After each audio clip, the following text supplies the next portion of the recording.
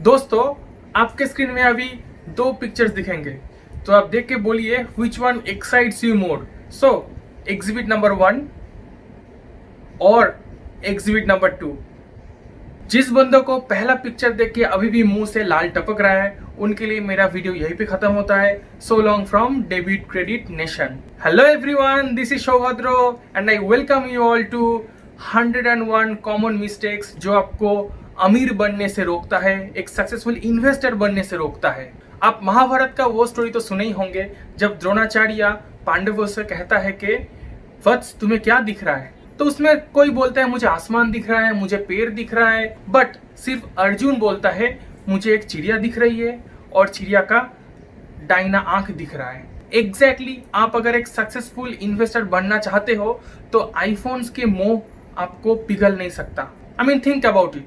आप एक 50,000 का डिप्रिशिएटिंग एसेट खरीद रहे हो, 3 साल बाद जिसका वैल्यू गिर के हो जाएगा लेस देन 25,000, और अगर उससे पहले आपके हाथ से वो फोन गिरा तो 30,000 का एक्स्ट्रा फटका।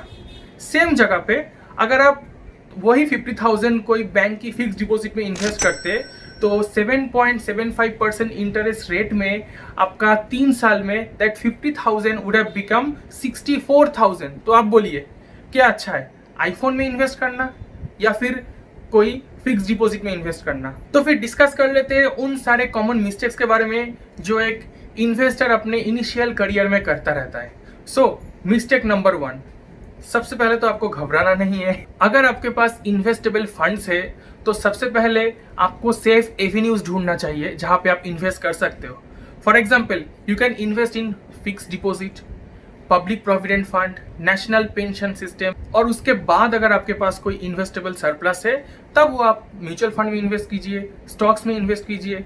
By the way, mutual fund stocks बोले तो large cap companies, large cap schemes में इन्वेस्ट कीजिए। सीधा स्मॉल कैप में इन्वेस्ट करेंगे, हिडन जेम्स ढूंढने जाएंगे तो शुरू में ही फर्स्ट ओवर में ही आपका विकेट डाउन। तो स्टेप बाय स्टेप आपको आगे बढ़ना पड़ेगा। पहले आप लार्ज कैप में इन्वेस्ट कीजिए और 2-3 साल में मार्केट को अच्छी तरह से समझिए। Once you get a good grip on the market तब आप धीरे धीरे स्मॉल कैप में इन्वेस्ट कर सकते हो। And then once you acquire enough knowledge you can go for future and option, margin settlement, all those things. Warren Buffett ऐसे ही ये फ्यूचर एंड ऑप्शंस को financial weapon of mass destruction नहीं बोलते थे। मिस्टेक नंबर 2, आजकल हम क्या करते हैं, कहीं से भी स्टॉक्स या म्यूचुअल फंड का टिप मिले तो वो ब्लाइंडली खरीद लेते हैं। हम देखते नहीं कि वो कंपनीज अच्छे हैं या बुरे हैं, हम सीधा उसको खरीद लेते हैं। फॉर एग्जांपल, हर सेक्टर में आपको इन्फ्लुएंसर मिल जाएंगे। आपको कोई शेयर खरीदना है, यूट्यूब में जाइए, आपको ढेरों सारे इन्फ्लुएंसर मिलेंगे। किसी का प्राइवेट चैनल है टेलीग्राम में, हर जगह पे आपको स्टॉक टिप देता रहेगा। सिमिलरली आपको मोबाइल खरीदना है, यूट्यूब में देखिए, हर रोज कोई ना कोई बंदा कोई ना कोई मोबाइल अनबॉक्सिंग करता रहता है। बाइक खरीदना है, लैपटॉप खरीदना है, साइकिल खरीदना है, इवन कार भी खरीदनी है तो आपको यूट्यूब पे बहुत सारे इन्फ्लुएंसर्स मिल जाएंगे। तो आपको पता रहना चाहिए ये जो इन्फ्लुएंसर है ये कोई भी प्रोडक्ट को प्रमोट करने के लिए, उसको अनबॉक्सिंग करने के लिए, उसका फीचर समझाने के लिए बहुत सारे पैसे मिलते हैं उनको। वैसे ही स्टॉक मार्केट में आपको बहुत सारे फिनेंस का कंटेंट क्रिएटर मिल जाएंगे, फिनेंस का इन्फ्लुएंसर्स मिल जाएंगे। तो वो लोग क्या करते हैं, उनका ये स्ट्रेटेजी है, पहले तो वो कोई एक स्मॉल कैप कंपनीज का शेयर खरीद लेते हैं जिसका नाम आप कभी भी सुने नहीं होंगे। वो स्मॉल कैप, इवन भंगार कैप है, माइक्रो कैप से भी छोटा, से 1000 करोड़ का मार्केट कैपिटलाइजेशन है, ऐसे कंपनीज का शेयर वो पहले खरीद लेंगे। फिर क्या करेंगे, वो आपके सामने उसको एडवर्टाइज करेंगे। वो बोलेंगे कि इसके पास बहुत सारा फ्यूचर्स का ऑर्डर आने वाला है, इसका बहुत मार्केट प्रॉस्पेक्ट अच्छा है, रिलायंस के साथ जुड़ने वाला है, इंडियन रेलवे के साथ इसका कॉन्ट्रैक्ट लगने वाला है। तो आप लोग क्या करोगे, वो बोलेगा कि आप अभी शेयर उठा लो, तो आप शेयर उठाने जाओगे। तो जैसे ही सब लोग उसको देख के वो शेयर खरीदेगा, उस शेयर का प्राइस भागेगा। तो वो इन्फ्लुएंसर्स ऑलरेडी वो शेयर खरीद के बैठे हैं, से मान लीजिए वो 50 रुपीज में शेयर खरीद के बैठे हैं। तो जैसे ही मार्केट में ये अपना वीडियो रिलीज करेगा तो सब लोग खरीदने लगेगा। शेयर का प्राइस इंक्रीज होते होते से 50 से 120 बन गया, वो अपना शेयर बेच देगा। सो 50 में परचेस किया, 120 में सेल किया, 70 रुपीज का प्रॉफिट पर शेयर करके वो तो निकल गया। बट फंस गए हम लोग का जो पैसा हम लोग जो ब्लाइंडली इन्वेस्ट किए उस कंपनीज में, और वो कंपनी का शेयर कुछ दिन के लिए बढ़ा, जैसे ही वो लोग शेयर बेच देगा वैसे ही शेयर का वैल्यू गिर जाएगा। इन लोगों का इन्फ्लुएंस करने का तरीका भी यूनिक रहता है।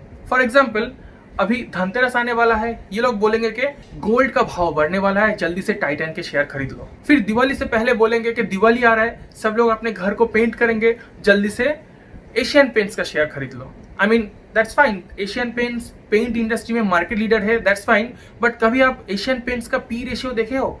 This is such a over valued stock. अभी मार्केट में जो पी रेशियो चल रहा है 13, एशियन पेंट्स का चल रहा है 103। अब इसके बावजूद अगर लोग इसका शेयर खरीदने लगेंगे, इसका पी रेशियो और बढ़ेगा और ओवर वैल्यूड होगा, और आपके पास क्या रहेगा? Over valued stock, nothing. जब ये भागदौड़ खत्म हो जाएगा, ये गिर जाएगा और आपका इन्वेस्टमेंट आप लॉस लेके बैठे रहोगे। फिर कभी बोलेगा कि दुर्गा पूजा आने वाला है, सब लोग शॉपिंग करने वाले हैं, तो डीमार्ट में इन्वेस्ट करो, बाटा में इन्वेस्ट करो। ऐसे ही ब्लाइंडली आप इन्वेस्ट मत कीजिए। नाउ यू आर थिंकिंग कि मैं भी तो वही करता हूँ, मैं भी तो आपको इन्फ्लुएंस करता हूँ, आपको से स्टॉक ए को खरीदने का मन था, मैं भी आपको इन्फ्लुएंस करता हूँ कि स्टॉक बी को खरीदिए। नहीं, मेरा कोई भी वीडियो आप स्क्रॉल करके देख लीजिए, मैं कोई पर्टिकुलर स्टॉक का टिप नहीं देता हूँ। मैं बोलता हूँ how to pick the right stock.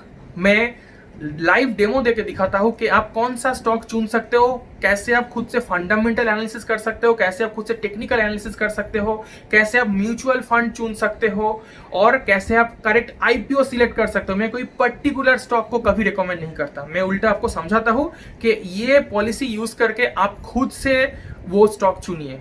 Mistake number 3 is called name lending. तो अक्सर क्या होता है, आपको तो एस इन्वेस्टर्स के बारे में पता है, जैसे राकेश झुनझुनवाला, अभी रिसेंटली उनका देहांत हुआ है, उनके वाइफ रेखा झुनझुनवाला, या फिर विजय केडिया, या फिर डॉली खन्ना, ऐसे बड़े बड़े इन्वेस्टर रहते हैं मार्केट में। मान लीजिए मैं एक कंपनी का प्रोमोटर हूँ, मेरे पास 40% स्टेक है और मुझे पता है कि ये कंपनी कुछ अच्छा परफॉर्म नहीं कर रहा है, इसका फ्यूचर प्रोस्पेक्ट बहुत घटिया है, तो मैं क्या करूंगा, मेरे को मेरे स्टेक को बेचना है। ये जो 40% स्टेक मेरे पास है, मैं कोई एस इन्वेस्टर को कॉल करूंगा और मैं बोलूंगा कि मैं मार्केट में ये न्यूज फैलाने वाला हूं कि आप मेरे कंपनी का 1% स्टॉक खरीद लिए हो। तो इससे क्या होगा, सामने वाले एस इन्वेस्टर्स को से मैं 100 करोड़ रुपीज दे दिया, तो वो एग्री कर गया, ठीक है you can lend my name. जैसे ये न्यूज मार्केट में ब्रेक होगा तो सब लोग देखेगा कि ये डॉली खन्ना इतना स्टेक बढ़ा लिया इस कंपनी में, चलो हम भी बढ़ाते। तो डॉली खन्ना एक बहुत बड़ा एस इन्वेस्टर है, तो वो अगर कोई स्मॉल कैप कंपनी में इन्वेस्ट किया है तो उनके जरूर कोई सीक्रेट इंफॉर्मेशन पता है, तो हम भी सिंपली रेप्लिकेट करते उनका पोर्टफोलियो और हम भी उसी कंपनी में इन्वेस्ट करते। तो लोग ऐसे इन्वेस्ट करता है, तो जो सब लोग इन्वेस्ट करता है और शेयर प्राइस बढ़ जाता है। Demand and supply, basic economics. तो जैसे ही शेयर प्राइस बढ़ गया, अब मैं जो प्रोमोटर हूं, मेरे पास 40% स्टेक है, मैं वो हायर वैल्यू में मेरा स्टॉक को सेल कर दूंगा। तो buy low and sell high, simple. जैसे ही मैं अपना से 40% स्टेक में से 25% स्टेक सेल कर दिया, तो जैसे मैं सेल किया शेयर प्राइस घट जाएंगे, और जो लोग ये डॉली खन्ना या रेखा झुनझुनवाला इनके नाम सुन के इन्वेस्ट किए थे, उनका पैसा भी डूब गया, सब लॉस लेके बैठा है। कोई भी र्यूमर या इन्फ्लुएंसर के बातों में आके आप स्टॉक मत खरीदिए, आप फंडामेंटली एनालाइज करके देखिए कि स्टॉक में वो पोटेंशियल है या नहीं। और एल्स अगर आपको कोई र्यूमर सुनाई देता है तो आप NSE.com की वेबसाइट में जाइए, उधर से वैलिडेट कीजिए कि ये न्यूज 100% सही है या नहीं। मिस्टेक नंबर 4, एंग्जाइटी और ओवर ट्रेडिंग। अक्सर हम स्टॉक खरीदने के एवरी 30 मिनट्स हम अपने डीमैट अकाउंट में चेक करते कि वो स्टॉक कितना बढ़ा या फिर कितना घटा।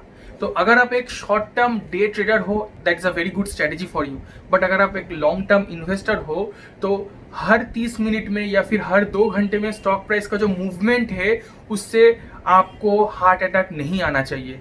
अगर आप कोई स्टॉक को ऐसे कोई स्टॉक टिप या र्यूमर की वजह से खरीदे हो, तब आपको ये कंसर्न रहेगा कि चलो देखते हैं कि ये र्यूमर सही है या नहीं। बट अगर आप कोई स्टॉक फुल कन्विक्शन के साथ खरीदते हो, that means you have done your analysis and you find out that this is the perfect investment, say Hindustan Unilever, HDFC, TCS, Reliance, ऐसे कोई लार्ज कैप कंपनीज, तो आपको ये हर दिन, हर आधा घंटा में, हर 1-2 घंटे में आपको स्टॉक देखने की जरूरत नहीं है। आप इन्वेस्ट किए हो, आप शांति से बैठे रहो, इतना एंग्जाइटी अच्छा नहीं है। सिमिलरली अक्सर लोग फ्राइडेज को सोचता है कि नेक्स्ट 2 दिन मार्केट बंद है, तो आज मेरे को जितना माल उठाना है उठा लेंगे। तो ये वो देखता नहीं है कि मार्केट फेवरेबल है या खराब है, वो अभी जाके कोई भी स्टॉक देख के उसमें टारगेट लगा देता है। अब मान लो आप ऐसे दोपहर का 3 बजे आप टारगेट लगाते हो, तो आपके पास सिर्फ आधा घंटा बचा है, आधा घंटा में तो स्टॉक उतना मूवमेंट नहीं करेगा, तो लोग क्या करते हैं, टारगेट भी नहीं लगाते, मार्केट प्राइस में वो स्टॉक खरीद लेता है और फिर फंस जाते हैं। वो स्टॉक हमेशा रेड में रहता है, वो स्टॉक उठता नहीं है, क्योंकि उसमें प्रॉपर एनालिसिस के बिना वो खरीदते हैं। तो वही आपको ओवर ट्रेडिंग, एंग्जाइटी, जो मैं शुरू में बोला, सबसे पहले आपको घबराना नहीं है। तो वैसे ये ओवर ट्रेडिंग, एंग्जाइटी मत करो, कन्विक्शन के साथ खरीदो। Final and fifth mistake is focusing on a particular stock. अगर आपको कोई स्टॉक से नुकसान हुआ है तो लोग क्या करते हैं, ऐसा सोच के रखता है, डिटरमाइंड रहता है कि इसी स्टॉक से मेरे को प्रॉफिट करना है। फॉर एग्जाम्पल, मेरा इंडिया मार्ट में मोर देन 30% लॉस लेके मैं बैठा हूँ, तो अभी मैं उसको बेच नहीं पा रहा हूँ। मेरे पास 16 शेयर्स है, 7200 is my average cost, but वो मार्केट में चल रहा है 4500, 4600, तो मेरा इतना सारा लॉस है। तो मैं अगर सोचता हूँ कि मेरे को ये लॉस रिकवर करना है इंडिया मार्ट से ही, तो गलत है, क्योंकि अगर ये स्टॉक मूव नहीं कर रहा है तो आपको धीरे धीरे वो स्टॉक से निकलना होगा और कोई दूसरे स्टॉक से आप प्रॉफिट कमाइए। आपको इसी स्टॉक से प्रॉफिट करना है। अगर आप ऐसे जिद लेके बैठेंगे तो आपसे नहीं होगा, वो आप हमेशा रेड में ही रहेंगे। तो ये थे वो 5 मिस्टेक्स जो इन्वेस्टर्स अक्सर अपने करियर के शुरू में करते हैं। Hope you like the video, do subscribe to my channel debit credit nation. Next time फिर मिलेंगे ऐसे ही कोई एक नया इंटरेस्टिंग वीडियो के साथ।